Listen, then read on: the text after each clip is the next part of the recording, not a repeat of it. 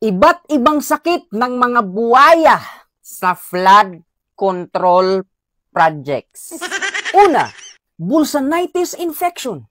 Ito yung pamamaga ng mga bulsa dahil sa dami ng perang binulsa na galing sa mga ghost flood control projects. Sana darating yung araw na maging ghost na rin sila. Pangalawa, porcinitis allergy. Ito yung matinding pangangati ng palad tuwing may kontratang pumapasok. Excited. Hindi mapakali hanggat walang lagay. Buti pa kami mga Bisaya, kontento na kami sa amo ang lagay. Bisag duharan ni kabuok. Number 3, kickbackitis ulcer. Ito yung sakit na nananakit ang sikmura kapag kulang ang parte. Lumalala kapag hindi pantay ang hatian. Mga swapang. Number 4, overpriced disorder.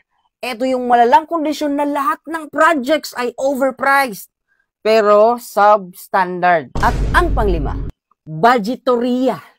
Ito yung walang tigil na pag-agos ng pera papunta sa sariling bank accounts nila imbis na sa projects. Pambihira talaga ang mga sakit na ito. Only in the Philippines.